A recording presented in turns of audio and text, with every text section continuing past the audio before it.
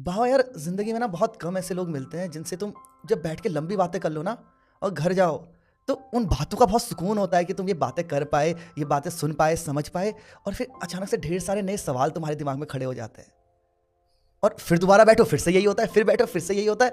तो ऐसे एक इंसान को हम फिर से अपने पॉडकास्ट में लाए हैं जिनसे जितनी बार बातें की हैं दिल नहीं भरा, ना मेरा ना जिन लोगों ने, जो आप लोगों ने सुना, ना आपका दिल पूरा भर पाया। तो एक बार और डीप जाना है और सुनना है उनसे। आपने अब तक गेस कर लिया होगा मैं किसकी बात कर रहा हूं, फिर भी जो आपके मन में नाम चल रहा है उसे मैं एक बार अपने मुंह से लेना चाहूंगा। The very famous, the very sweet, the very beautiful spoken word artist Lovely Sharma. Lovely, आपका बहुत बहुत स्वागत है हमारे पॉडकास्ट में। Thank you Himanshu, thank you for having me. और thank you so much for coming, और साथ में बहुत बहुत बधाइयाँ इतना वायरल होने के लिए। मतलब yes, like we are reaching hearts, हम ये कह सकते हैं कि हम दिलों तक पहुंच रहे हैं। क्या लगता है कि क्यों पहुंच रहे हैं, क्या कारण है? मैं ये मानती हूँ कि यार हम बातें करते हैं, और जब हम बातें करते हैं तो या तो अपनी ज़िंदगी के बारे में बातें करते हैं या फिर लोगों की ज़िंदगी के बारे में बातें करते हैं। और अगर हमारी बातें किसी तक पहुंच रही है, किसी को कनेक्ट कर रही है, तो शायद वो किसी ना किसी उलझन में होगा जिसका जवाब उसको हमारी बातों से मिला होगा। तो बस वही है। और मैं हमेशा कहती हूँ यार, दिलों से की जाने वाली बातें दिलों तक पहुंच जाती है। Very true. तो यार ये आप बताओ कि जैसे जिन लोगों को वायरल ले जा रहा है, जितने लोग प्यार कर रहे हैं, कोई एज ग्रुप आपको समझ में आया कि जिनको सबसे ज़्यादा कनेक्ट कर रही है, या सारी एज ग्रुप को सेम कनेक्ट कर पा रही है? यार इमोशंस का कोई एज नहीं होता। हम जब बच्चे होते हैं तब भी हम उदास होते हैं, गुस्सा होते हैं, चिड़चिड़ाते हैं। हम बुढ़ापे में आने के बाद भी जो होते हैं वो उदास होते हैं, चीज़ों को लेके उम्मीद लगाते हैं। तो वही जज्बातों का कोई एज ग्रुप नहीं होता, और हम दिलों के बारे में ही तो बात कर रहे हैं। और मेरी बातें कभी भी किसी एक इंसान के लिए नहीं होती, वो उन लोगों के लिए होती है जो उस चीज़ से गुजर रहे हैं, और वो कोई भी हो सकता है। तो कहाँ से आ रही हैं इतनी बातें, मतलब ये गहराई जो आपके अंदर है? तो मेरे को भी बहुत ताज्जुब होता है जब मैं आपकी बातें सुनता हूँ, जबकि ऐसा मेरे को पता है कि आप सामने बैठे हो, आप मुझसे ही बात कर रहे हो, ये सामने हो रहा है, बट कई बार जो गहराई आप पकड़ लेते हो, मुझे खुद ताज्जुब होता है कि आप क्या बोल गए। कहाँ से आती है इतनी गहराई, इतनी क्लैरिटी ऑफ जो थॉट है आपकी, वो कहाँ से आती है? यार मैंने ना एक लाइन पढ़ी थी जया किशोरी जी की। वो ये था कि pain is temporary, lesson is permanent. कि दर्द जो होता है वो एक वक्त के बाद ख़त्म हो जाता है, लेकिन जो उससे मिली हुई सीख होती है वो आपके साथ ताउम्र रहती है। वो कहते हैं ना कि वक्त सबसे बड़ी दवा का काम करता है, कि वक्त के साथ आपके हर घाव भर जाते हैं, लेकिन वक्त उन निशानों को कभी नहीं मिटाता। वो निशान आपके जहन में रहेंगे, और वो निशान सीख का काम करते हैं। और हमें हमेशा से ये कहा जाता था कि या तो तुम खुद ठोकर खा के सीख जाओ, या फिर दूसरों की बताई हुई बातों से सीख लो। तो बस कुछ कुछ दुनिया ने सिखाया, कुछ ज़िंदगी ने सिखाया, कुछ दर्द ने सिखाया, और वहीं से ये बातें निकल के आती हैं। तो जब आप दर्द में होते हो, जैसे आपने बताया कि दर्द इज समथिंग जिसने सबसे ज़्यादा सिखाया, तो आई एम श्योर कि जैसे आप बातें करते हो तो उससे समझ में आता है कि आपने ज़िंदगी देखी है, उतार चढ़ाव काफ़ी झेले हैं उस ज़िंदगी के। तो जब ये इतना दर्द आता है, जब परेशानियाँ आती हैं, तो मैंने देखा है जैसे जब मेरी ज़िंदगी में कभी ऐसे परेशानियाँ आती हैं तो यार ईश्वर एक उन्हीं का लगता है कि यार अब कोई मेरा साथ नहीं दे सकता, किसी को मैं समझा नहीं सकता मेरे मन में क्या चल रहा है। ईश्वर है जो मेरे को समझ पा रहा है। आप किस ईश्वर को मानते हो, आपकी श्रद्धा किस पे है? यार मैं सबसे ज़्यादा कृष्ण को मानती हूँ। मेरे लिए कृष्ण प्रेम है, और मैं कृष्ण के लिए ना सिर्फ ये बात कहती हूँ कि कृष्ण ने हमें जीना सिखाया है। पूरी ज़िंदगी का सार भगवत गीता में है। हम भगवान को यहाँ वहाँ ढूंढते हैं, हम उनसे सवाल करते हैं और ये उम्मीद लगाते हैं कि भगवान उन सवालों का हल देंगे, लेकिन भगवान ने तो हल पहले ही दे दिया। महाभारत के टाइम पे उन्होंने अर्जुन को सब बता दिया कि कब होगा, क्या होगा, कैसे होगा। मैंने खुद अभी मैं भगवत गीता पढ़ रहा हूँ, बताया तो मैं अभी कुछ 8वें अध्याय पे हूँ। तो एक चीज़ जो मुझे उनकी, मतलब ऑब्वियसली जो पूरी भगवत गीता में बहुत बातें हैं सीखने के लिए, लेकिन जो एक बात है जो मेरे दिल को छू गई, वो ये था कि जिसमें श्री कृष्ण अर्जुन से कहते हैं कि तुम मुझसे प्रेम करो, मैं तुमसे प्रेम करूँगा, तुम मुझे याद रखो, मैं तुम्हें कभी नहीं भूलूंगा।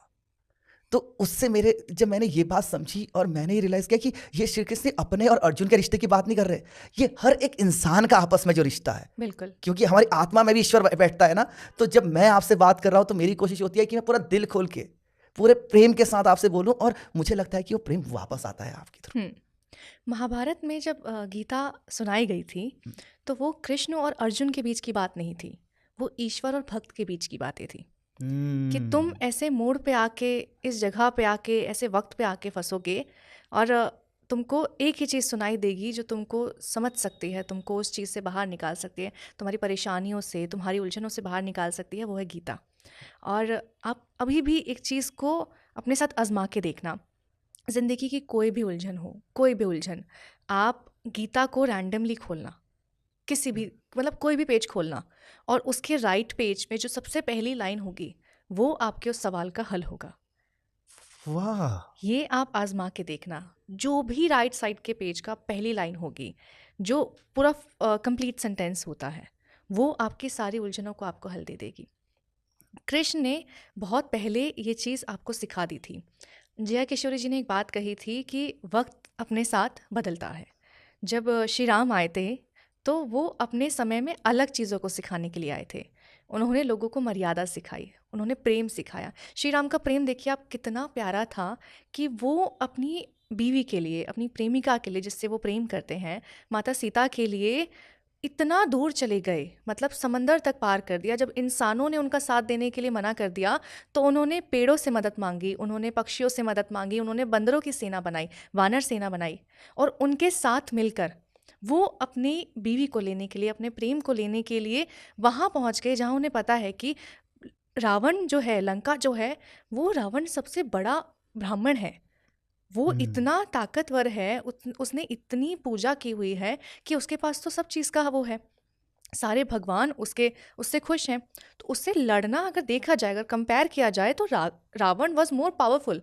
और हमारे राम जी जो थे, वो इतने प्यारे इंसान जो कभी किसी को दुख नहीं दे सकते।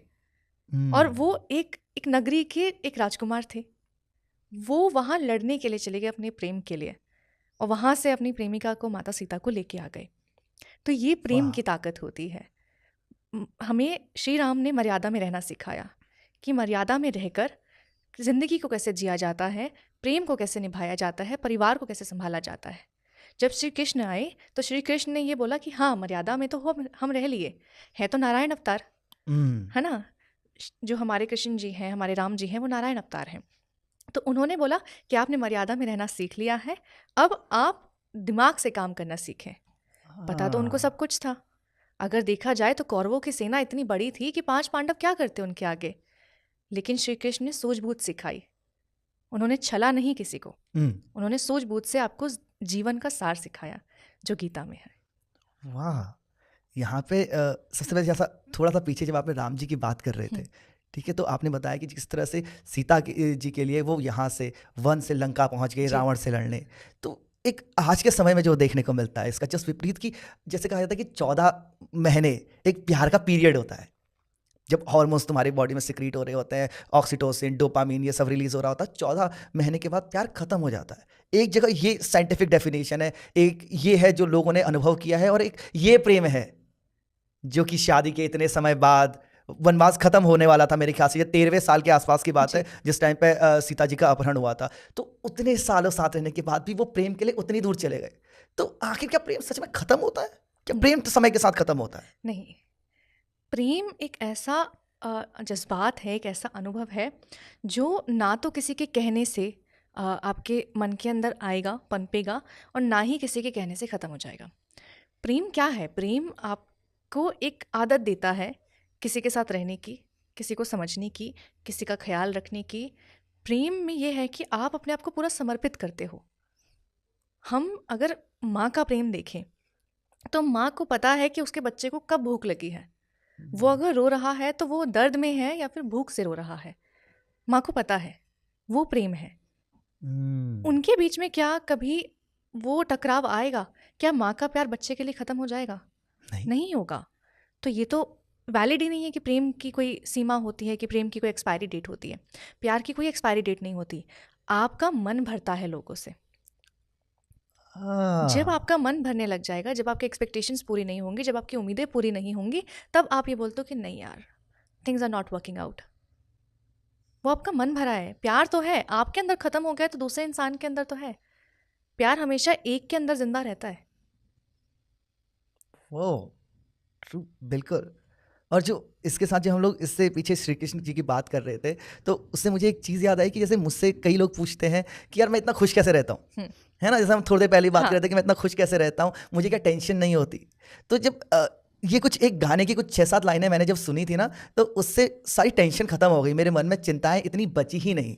तो वो लाइनें ये थी कि अब सौंप दिया इस जीवन का सब भार तुम्हारे हाथों में, है जीत तुम्हारे हाथों में, है है हार हार तुम्हारे तुम्हारे हाथों हाथों में, में, मुझ में तुझ में एक फर्क, मैं नर हूं तुम हो नारायण, मैं हूं संसार के हाथों में, संसार सार तुम्हारे तुम्हारे हाथों हाथों में। में। तो जब मैंने ये समझ लिया कि मेरे हाथ में कुछ है ही नहीं और श्री कृष्ण हैं जो मेरा देख रहे हैं, तो मैं क्यों चिंता करूंगा? मतलब ऐसे जब बड़ा भाई है इतना पावरफुल तुम्हारा, तो छोटा भाई काहे चिंता करेगा ना? मतलब मैं तो चिल ही करूंगा ना लाइफ में अब। तो सच है। इससे यार ये बताओ, जैसे जब मेरे को ये अनुभूति हुई तो इससे मुझे बहुत रिलैक्सेशन हुआ। आपने बताया कि जब आप परेशानियों से गुजरे तो जो स्पिरिचुअलिटी थी, जो श्री कृष्ण पे आपका विश्वास है, उसने आपको मदद करी। हम्म, तो इससे मुझे ये समझना है कि आज के ज़माने में जो आज की जनरेशन है, जो हमारी जनरेशन है, उनके लिए पूजा की हम्म। या आस्था की क्या ज़रूरत है? यार टू बी वेरी ऑनेस्ट, अगर मैं सच बोलूं तो मैं पूजा नहीं करती हूँ। मेरे लिए आस्था में और आडंबर में बहुत थिन लाइन डिफरेंस है। मैं किसी की फीलिंग्स को हर्ट नहीं करूँगी, बट भगवान ये नहीं कहते कि आप 24 घंटे घंटी बजाते रहो। ठीक है, अगर कोई इंसान पूरी रात नौकरी कर रहा है तो आप उससे ये उम्मीद मत लगाओ कि वो ब्रह्म मुहूर्त में उठ के जोत जलाएगा। वहाँ तो भगवान को भी पता है ना कि वो कर्म करके आ रहा है, और कर्म सर्वोपरि है। कर्म के ऊपर कोई पूजा नहीं होती, कर्म ही धर्म है। अगर हम देखें तो अगर आप काम में मशरूफ़ हैं, आपको नहीं वक्त मिल पा रहा है कि आप जाके भगवान के सामने जो है वो पूजा करें, पाठ करें, बहुत सारी चीज़ें होती हैं, वो सब करें। आप मन में भगवान का नाम लें। प्रेमानंद महाराज ने एक बात कही थी कि अगर आपको वक्त नहीं मिल रहा है ना, तो आपको मतलब एक पल तो ऐसा होता होगा ना, जब आप सांस ले रहे हो, जब चैन की सांस लेते हो, तब राधा नाम जप लो। आपने अगर वो एक बार राधा नाम जपा है, श्री कृष्ण का नाम जपा है, या फिर जिस भी आप भगवान को मानते हैं, ईश्वर तो एक ही है। हम्म, ईश्वर एक ही है, नाम उनके अनेक हैं, अलग हैं। तो आप बस उनका नाम जप लो। नाम जपना बहुत ज़रूरी है। आडंबर करना बहुत ज़रूरी नहीं है कि आप छाप तिलक लगा के बस घूम रहे हैं, 24 घंटे बस माला जप रहे हैं, मन में आप पाप लेके बैठे हुए हैं, और आपके आत्मा के अंदर छल कपट भरा हुआ है, और आप राम राम राम राम कर रहे हैं। नहीं होगा इससे कुछ भी। अगर आपकी आत्मा साफ है ना, तो भगवान भी देख रहा है आपको, ईश्वर भी देख रहा है आपको। तो अपनी आत्मा साफ रख के ईश्वर को याद रख करो, ईश्वर आपको याद रखेगा। आप पूरे टाइम राम राम राम राम करते रहोगे तो इतने करोड़ों की आबादी है, भगवान किस किस की राम सुनेगा? सभी कर रहे हैं ना। हाँ, तो आडंबर में कुछ नहीं रखा। और मैं एक और चीज़ कहती हूँ कि भगवान में आस्था रखो। किसी इंसान के भरोसे मत बैठो कि वो तुम्हें भगवान से मिलाएगा। जो ये कहते हैं ना कि ऐसा कर लोगे तो भगवान मिल जाएंगे, वैसा कर लोगे तो भगवान मिल जाएंगे, भगवान कहीं नहीं है। अपने घर में जाओगे तुम्हें भगवान मिल जाएंगे, मंदिर तो तुम्हारे घर में भी है। अपने घर में अगर तुम कोई भी किताब खोल के देखोगे जिसमें आरती है, पूजा के बारे में विधि लिखी हुई है, भगवत गीता अगर आपके घर में रखी हुई है, तो भगवान तो वहाँ बैठे हुए हैं। आप कहाँ ढूंढ रहे हो भगवान को? हाँ, मुंह को कहाँ ढूंढे बंदे, मैं तो तेरे पास में। वही। ये बताइए कि जैसे जीवन है, ठीक है? अब जब हम आस्था रखते हैं, हम लोग चाहते हैं कि ईश्वर की प्राप्ति हो हमें, ये एक जीवन का लक्ष्य, एक नॉर्मल कहा जाता है। हम्म। आप अपने जीवन से बताओ कि आपके जीवन का लक्ष्य क्या है? क्या चाहते हो इस जीवन से आप? सुकून। जीवन कोई मंजिल नहीं है, सबकी मंजिल एक है, मौत। सबको आखिर में वहीं जाना है। बांस की सेज पे लेटना है, चंदन की लकड़ी होगी, और एक बूंद घी होगा, और स्वाहा। मंजिल वही है। जीवन एक सफ़र का नाम है कि आप उस सफ़र को कैसे तय करते हो। दौड़ तो सब में लगी हुई है, ये आपके हाथ में है कि आपको वो रास्ता चल के तय करना है, भाग के तय करना है, परेशान होके तय करना है, या फिर खुशी खुशी तय करना है। उतार चढ़ाव जीवन में आएंगे। कभी आपने हार्ट बीट्स देखी हैं? हार्ट बीट्स कैसे होती हैं? ऐसे, है ना। हम्म, जब तक वो ऐसे ऐसे है, it means life is in your body, आप जिंदा हो। As soon as line straight गई, यू नो मोर। तो ज़िंदगी ये है, ऊपर नीचे ऊपर नीचे ऊपर नीचे। अगर ज़िंदगी बिल्कुल एक फ्लैट लाइन हो जाएगी तो आप जिंदा तो हो ही नहीं ना। हम्म। अभी जैसे इसमें आपने बोला कि सुकून है जिसकी तलाश है, और आपने एक दूसरा मौत के बारे में बोला, तो मुझे दोनों के बारे में पूछना है। पहले यार बताओ कि सुकून है क्या? क्या है सुकून? डीप ब्रीथ करो, बस ये है सुकून। ना इससे ऊपर ना इससे नीचे। Hmm, the moment you deep breath, आपकी पूरी बॉडी रिलैक्स होती है। आप इनहेल करते हो पॉजिटिविटी को और एक्सेल करते हो नेगेटिविटी को, ठीक है। सुकून इज अपने अंदर पॉजिटिव चीज़ें लेकर आओ, अपने अंदर ठहराव लेकर आओ, शांति से बैठो। कहाँ जाना है, कहाँ भागना है, मंजिल तो एक ही है, तो शांति से बैठो ना। हम दौड़ में भागे जा रहे हैं, भागे जा रहे हैं। ये हो रहा है कि यार नहीं, गिरना भी नहीं है, चोट भी नहीं लगनी है, चोट लगी छोड़ो छोड़ो छोड़ो, दवाई भी नहीं लगानी, चलो भागो। कहाँ भागना है? लोग खाना नहीं खाते, नहीं नहीं लेट हो जाएंगे। लोग कोई और काम नहीं करते, नहीं लेट हो जाएंगे। मतलब ना अपने आप को वक्त देते हैं, ना ज़िंदगी को वक्त देते हैं, ना सांस लेते हैं, ना परिवार को वक्त देते हैं, बस भाग रहे हैं। क्यों भाग रहे हो? किस चीज़ की तलाश है? तो मैं कहती हूँ कि मेरे लिए सुकून सिर्फ ये है कि मैं सांस ले रही हूँ। आपको नहीं पता कि अगला मोमेंट जो है आप जिंदा हो भी या नहीं। तो आप किस बात की प्लानिंग कर रहे हो कि ये भी करना है, वो भी करना है, ये चीज़ भी कमानी है, वो चीज़ भी कमानी है, ये जोड़ना है, वो जोड़ना है। आपको पता है कि आप अगले दिन जिंदा रहने वाले हो? आप सोए हो रात को, अगले दिन आप उठोगे अब या नहीं? आपको पता है? नहीं पता। तो आज में जीना सीखो। वो कहते हैं ना कि कल की चिंता मत करो, कल कभी नहीं आता। वो इसीलिए कहते हैं क्योंकि आने वाला कल आएगा या नहीं आएगा वो तो आपको भी नहीं पता, वो सिर्फ ईश्वर जानता है। तो जो आज है आज में जियो। अभी आपके पास दोस्त हैं, परिवार है, प्रेम है, बच्चे हैं, आप उसके साथ वक्त बिताओ। क्योंकि अगर इनको वक्त नहीं दिया तो जब आपको वक्त चाहिए होगा ना, तो कोई आपके पास खड़ा नहीं रहेगा। अभी एक कब्रिस्तान के बाहर लिखा हुआ था कि मंजिल तो तेरी यहीं थी, उम्र बीत गई यहाँ पहुँचते पहुँचते। हाँ। तो मरने के बारे में कितना रेगुलरली आप सोच, मतलब like is that a constant thought in your mind, मरने के बारे में? नहीं पता है आना है, सोचना क्या है इस बारे में? मरना तो सबको है। अगर मैं रोज़ इस बारे में सोचूंगी कि अरे मैं मरने वाली हूँ, अरे मैं मरने वाली हूँ, तो मैं जीऊँगी कब? जो नहीं हुआ उसके बारे में सोच के आप जो चीज़ें हो रही हैं उनको ख़राब करते हो। वो कहते हैं ना कि फ्यूचर के बारे में अगर आप सोचते हो तो फ्यूचर इज़ अ टेंशन, वो आपको एक चिंता देता है, ठीक है। अगर आपको अपने चित्त में शांति रखनी है तो आपको चिंता से दूर होना पड़ेगा। अगर आपको अपने मन में शांति रखनी है तो आपको इन सब उलझनों से बाहर होना पड़ेगा कि कल क्या होगा। जो होगा वो तो होना ही है, ना तो तुम रोक पाओगे। अगर किसी को पता लग गया फॉर एग्जाम्पल कि मैं 1 घंटे बाद मरने वाला हूँ, उससे क्या होगा? वो अपनी मौत रोक सकता है? नहीं रोक सकता। पता तो श्री कृष्ण को भी होगा ना कि उनके पास एक तीर आके लगेगा और उनकी मौत हो जाएगी और उनके साथ पूरी द्वारका जो है वो डूब जाएगी। पता तो उनको भी होगा, वो तो ईश्वर है। उन्होंने वो चीज़ को क्यों नहीं रोका? उनके पास तो पावर भी थी। क्योंकि वो ये कहते हैं कि जो लिखा हुआ है वो होगा और उसको होने दो, क्योंकि वो चीज़ जो होगी वो तुम्हारी बेहतरी के लिए होगी। और मैं हमेशा एक बात कहती हूँ कि बहुत फेमस कोट है कि everything happens for a reason. मैं ये कहती हूँ कि हर चीज़ जो होती है वो या तो आपकी बेहतरी के लिए होती है या आपको बेहतर बनाती है, या तो वो आपके अच्छे के लिए हो रही है। अगर वो आपकी पसंद की चीज़ नहीं है, आपकी राज़ी की, आपकी मर्ज़ी की चीज़ नहीं है, तो यकीन मानो वो आपको कुछ ऐसा सिखा के जाएगी जिससे आप एक बेहतर इंसान तो ज़रूर बनोगे। हाँ, कुछ सीखा हुआ, कुछ देखा हुआ कभी बर्बाद नहीं जाता। और चिंता का कोई अर्थ नहीं है, जैसे आपने बोला कि चिंता और चिता में एक बिंदी भर का फर्क होता बिंदी है। भर का फ़र्क है।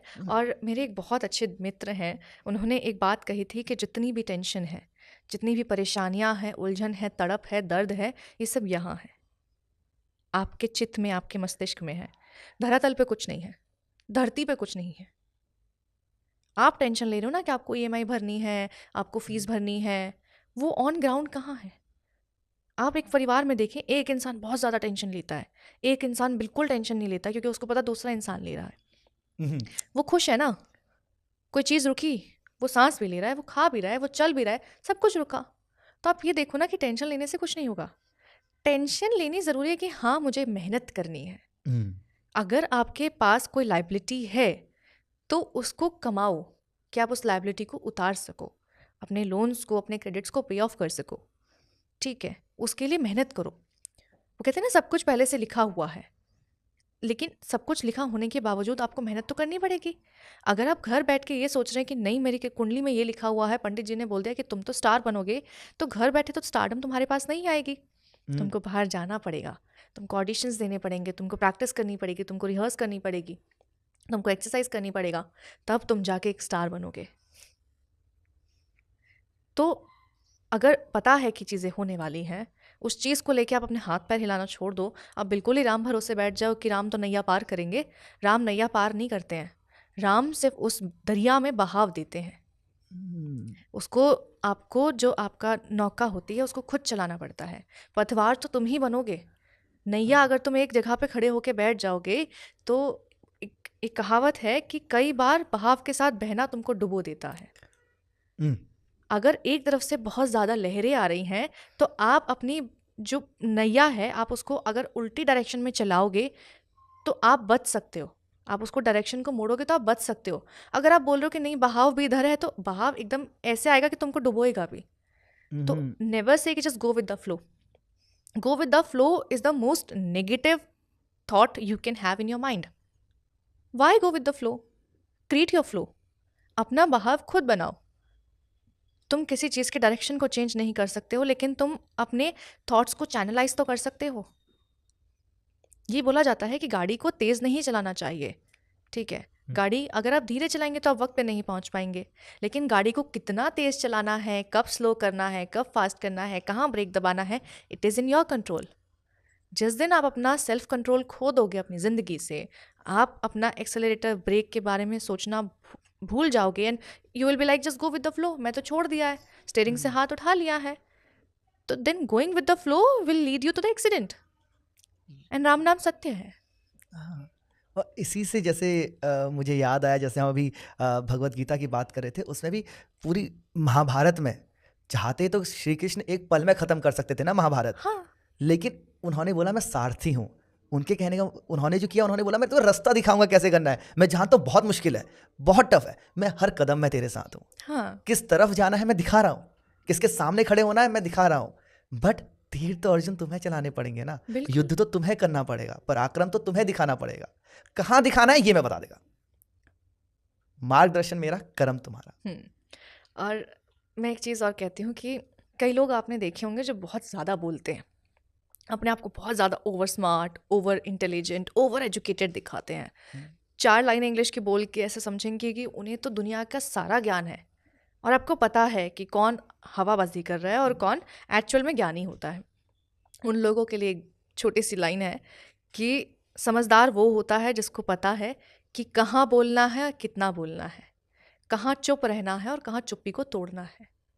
अगर आप हर बात में अपनी बातें रखोगे, आप कितना ही ज्ञान हो, आप गधे के सामने जाके ज्ञान अपना सुनाने लग जाओगे तो कोई फ़ायदा नहीं होगा। और आप सर्वज्ञानी के सामने, एक पंडित के सामने, महाराज के सामने, आप पीएचडी स्कॉलर के सामने अपनी 4 पढ़ी हुई बातों को रख दोगे तो फिर आप गधे बन जाओगे। समझदार वही है जो कि चुप रहना जानता है, कहाँ कितना बोलना है, कैसे बोलना है, अपनी बातों को एक लाइन में ख़त्म करना है या फिर उसको पूरा 5 नंबर का क्वेश्चन एक्सप्लेन करना है, वो समझदार को पता होता है। अगर आप चुप रहना सीख जाओगे ना, आप शांत रहना सीख जाओगे, तो ज़िंदगी की आधी परेशानियाँ ख़त्म हो जाएंगी। क्योंकि जब आप चुप रहते हो तो आप लोगों को ऑब्जर्व करते हो। जब आपकी ज़बान काम नहीं करती तब आपका दिमाग काम करता है। आप एक बार शांति से बैठ के सबकी तरफ नज़रें घुमाना, कौन क्या बोल रहा है, किस हाव भाव से बोल रहा है, किस तरीके से बात कर रहा है, आप सबके तौर तरीके समझ जाओगे। और जब आप तौर तरीके समझ जाओगे तो आप इंसान को समझ जाओगे, और फिर आपको पता लगेगा कि इंसान अच्छा है या बुरा है, और आपकी ज़िंदगी अपने आप फिल्टर हो जाएगी। तो कोई भी उलझन हो, शांत हो जाओ, मौन हो जाओ, बहुत ज़रूरी है।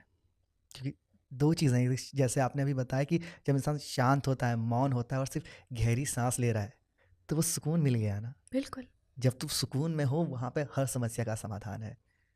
जब बौखलाहट है दिमाग में, तब समस्या का समाधान नहीं मिलेगा। और समझदार वो है जिसे चुप रहना आया, और चुप रहने के बाद जिसे सुनना आया। बिल्कुल।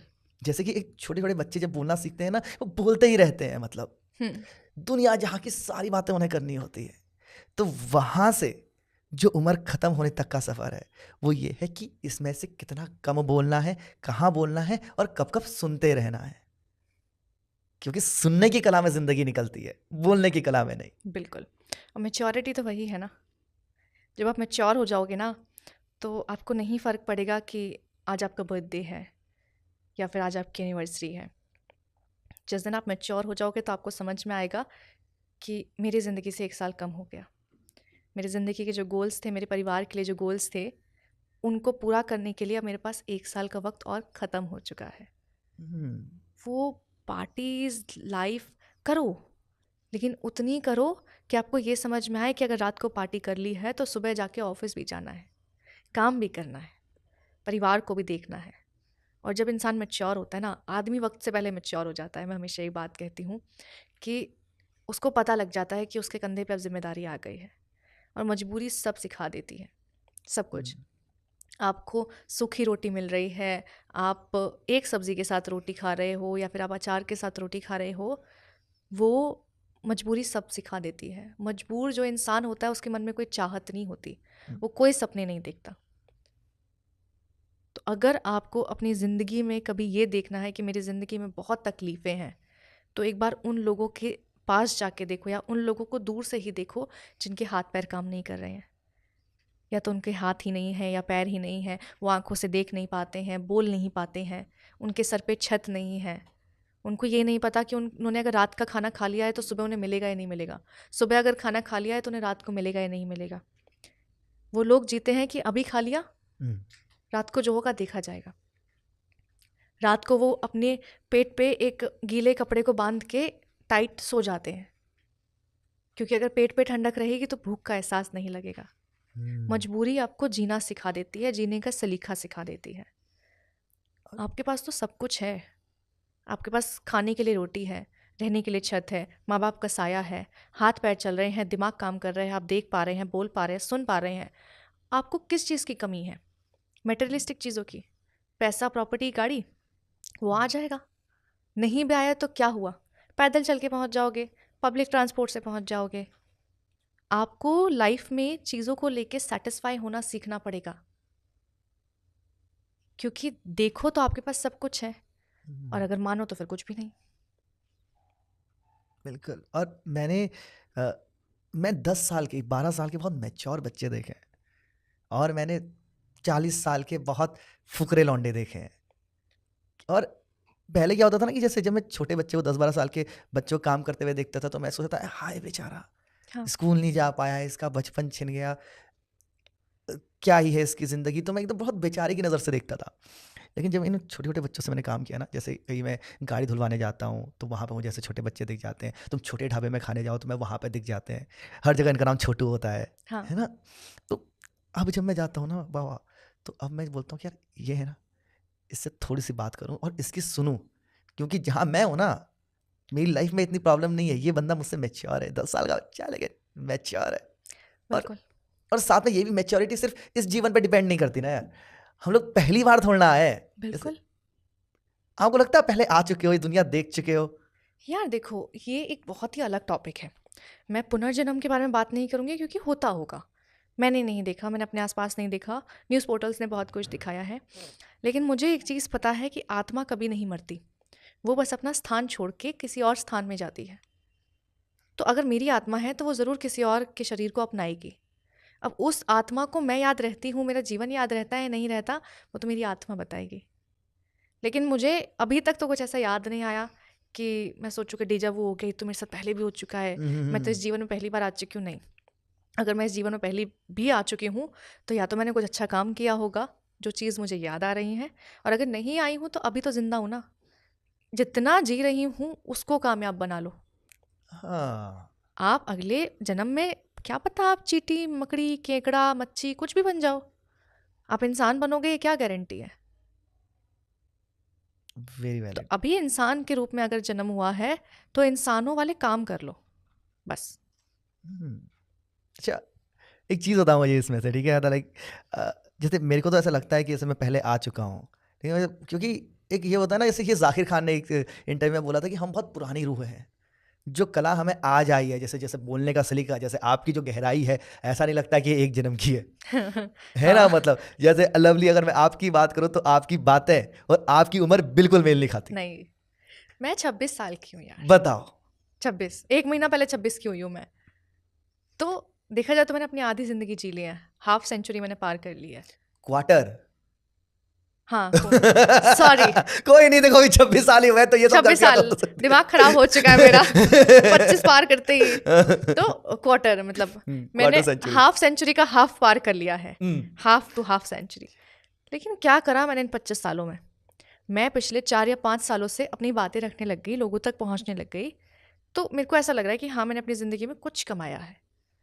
दौलत की बात नहीं करूँगी, शोहरत की बात नहीं करूँगी, मैंने इज्जत कमाई है, जो मेरी ज़िंदगी का हमेशा से एक मकसद रहा था कि सब कुछ आएगा जाएगा, पैसा आएगा जाएगा। शोहरत जिसको आज मिली है, कल वो चली जाएगी। जिसको रातों रात मिली है, वो अगली सुबह चली जाएगी। आज तुम्हारे पास में है, कल किसी और के पास में होगी। शोहरत एक ऐसी चीज़ होती है, तुम्हारे साथ जो रहती है मरने के बाद भी और ज़िंदा होने पर भी, वो होती है इज्जत। कि अगर इंसान मर गया है तो लोग सिर्फ एक बात कहेंगे, अच्छा हुआ कलेश कटा, या फिर अच्छा आदमी था, हाँ। अच्छी इंसान थी, लोगों का भला करती थी, लोगों का भला सोचता था। वो होती है इज्जत। कि आपने कुछ नहीं कमाया तो प्यार तो कमाया, और प्यार से बड़ी क्या दौलत है यार। श्री राम अपनी पूरी दौलत छोड़ के अपने प्यार के साथ 14 साल वन में रहे थे। हम्म।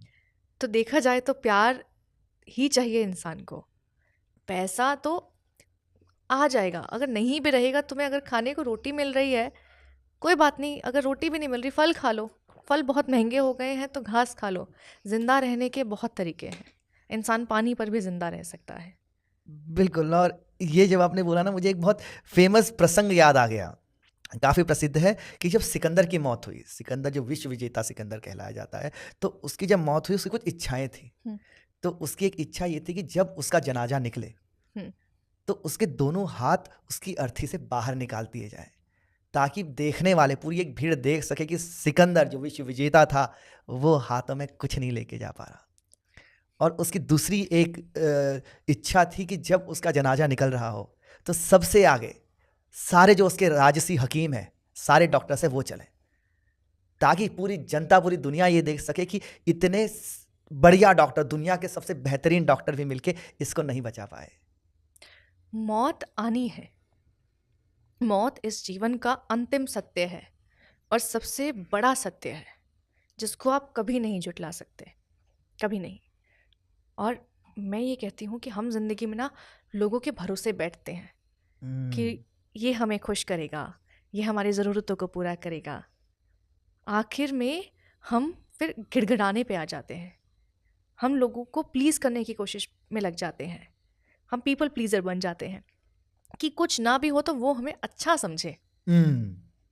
हम लोगों की नज़रों में अच्छा बनने के लिए ये भूल जाते हैं कि नज़रों में अच्छा बनना ज़रूरी नहीं था, अच्छा इंसान बनना ज़रूरी था। वाह। क्योंकि आखिर में तो वही साथ जाएगा ना। मैं और खुद एक बहुत बड़ा पीपल प्लीजर हूँ, मतलब रहा हूँ, और ये बात मेरे पे भी बहुत अच्छे से लागू होती है। हम करते हैं यार, हम लोगों से उम्मीदें करते हैं कि वो हमको खुश करेगा। एंड मैं ही बोलती हूँ, वो क्यों करेगा तुमको खुश? तुमने अपनी खुशियों का ठेका दूसरों को क्यों दे रखा है? क्या तुम खुद इतने कैपेबल नहीं हो? क्या तुम खुद इतने काबिल नहीं हो कि तुम अपने चेहरे पे एक स्माइल ला सको? तुमको अपने चेहरे पे मुस्कान लाने के लिए दूसरा इंसान चाहिए। फिर तुम दूसरे इंसान को ब्लेम करोगे अगर वो एक्सपेक्टेशंस पे नहीं उतर पाया कि उसने मुझे खुश नहीं रखा, वो मेरी ज़रूरतों को पूरा नहीं कर पाया, वो मुझे समझ नहीं पाया। तुम्हें क्या ज़रूरत है दूसरे इंसान की? कितना करेगा, कब तक करेगा? तुम्हारी एक्सपेक्टेशंस तो कभी ख़त्म नहीं होंगी। तुम तो मरने के वक्त भी ये बोल दोगे कि ये मुझे ज़िंदा नहीं कर पाया। डॉक्टर्स के हाथ में तो सब कुछ है, डॉक्टर्स बचा नहीं पाए। डॉक्टर्स अपनी पूरी कोशिश करते हैं इंसान को बचाने की। मौत लिखी हुई है, जो लिखा हुआ है वो होगा, सही वक्त पे होगा, जो तुम्हारे लिए सही है वो होगा। बात तो सही है यार। यार कैसे याद रखे जाना चाहते हो तुम, कि जब तुम चले जाओ इस दुनिया से, कैसे याद रखें लोग, क्या सोचें, मतलब जब लवली उनके दिमाग में आए तो क्या ध्यान आए उनको, क्या याद रही लवली के बारे में? मैं चाहती हूँ कि लोग मुझे जब भी याद करें मेरे मरने के बाद में, वो मुस्कुराएं, उनके चेहरे पे एक मुस्कान आए, बस। बहुत खूबसूरत, और इतनी खूबसूरत मुस्कान आ जाए जितनी आपकी है तो वल्लाह। यार यू वोंट बिलीव कि मुझे फेयरवेल के टाइम पे आई पार्टिसिपेटेड इन अपना ये वो नहीं होता अपना फेयरवेल पे, गर्ल्स कॉलेज था मेरा, तो कल्चरल इवेंट्स होते हैं, रैम्प वॉक होती है, फैशन शो होता है, डांस इवेंट्स होते हैं, तो मैंने भी पार्टिसिपेट करा। कभी नहीं किया था ये फैशन वैशन की चीज़ों में, क्योंकि वो कॉन्फिडेंस नहीं है कि यार मैं भी वो उन सुंदर लड़कियों के बीच में जाके खड़ी हो सकती हूँ। हाँ, तो अच्छा। हाँ, वो नहीं है। मैं अपने आप को कभी ये नहीं बोलती कि मैं खूबसूरत हूँ, या फिर मैं वहाँ स्टैंड करने के लिए मैं नहीं मानती, ठीक है। It is This is not shocking. कि ना, इट इज़ नॉट कि मैं खुद को कम समझती हूँ। इट इज़ समथिंग कि मे बी मैं उस कैटेगरी के लिए फिट नहीं हूँ, बट स्टिल बिकॉज फेयरवेल थी तो आई वाज लाइक कि पूरी ज़िंदगी, मतलब एजुकेशन टाइम के मैंने नहीं करा अपने एकेडमिक्स ईयर में, तो मैं करती हूँ, मैंने करा पार्टिसिपेट, एंड तुम लिटरली यकीन नहीं मानोगे सबको क्या क्या टाइटल्स मिले हैं, best hair, best dress, miss farewell, ये सब। वो मुझे मिला बेस्ट स्माइल, जो कि मेरे लिए अचानक से कैटेगरी बना दी कि मेरी मुस्कान अच्छी है। और लोगों का ये सवाल है जो मैं आपके ज़रिए उनके जवाब देना चाहती हूँ, कि लोग मुझसे कमेंट में हमेशा पूछते हैं कि दीदी आपके दांत ऐसे क्यों, आपकी स्माइल ऐसी क्यों है, ठीक है। वो कुछ लोग मतलब हेट में भी लिखते हैं कि इनके तो दांत है ही नहीं, ठीक है। तो दोस्तों मैं ये बताना चाहती हूँ नहीं, बात तो सच है, कई बार बैठ के मैंने भी ये सोचा है। तो मैं आज दुनिया के सबसे बड़े सवाल का जवाब देने जा रही हूँ ऑन पीपल्स डिमांड, कि गाइस मैं जो हूँ, मैं केस स्टडी हूँ चलती फिरती। मेरे जो दांत हैं वो दूध के दांत हैं, सारे?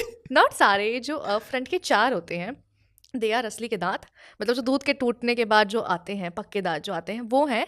बाकी के दांत कभी हिले ही नहीं, वो टूटे ही नहीं, ठीक है। एंड क्योंकि वो टूटे नहीं, तो बच्चों के दांत कैसे होते हैं, छोटे छोटे होते हैं ना, वो बच्चे वाले दांत ही हैं अभी मेरे। ये जो बड़े हैं वो आ गए टूटने के बाद में, ठीक है। और अब लोग कहेंगे कि भाई जो आने थे वो दांत कहाँ गए।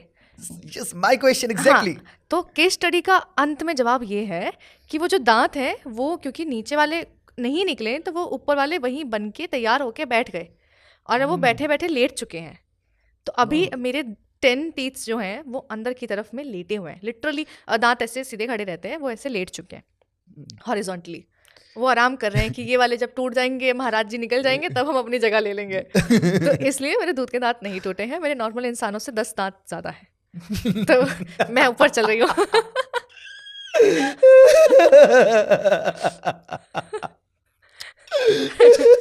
आई am one of those rare personalities. दोस्त जानते हो ना, मैं बहुत इज्जत करता हूँ, आई नो, है ना, लेकिन एक दिमाग में कुछ थॉट्स आ जाते हैं। जैसे मेरे पास एक रॉकी था, मतलब मेरा एक कॉमेडियन था डॉगी। हाँ। तो रॉकी, तो एक दिन रॉकी और मैं साथ में बैठे थे, कुछ करने को नहीं था। अच्छा। तो और बहुत सीधा, मतलब ऐसा काटता कुटता बिल्कुल नहीं था, मतलब बड़ा ही प्यारा। हाँ।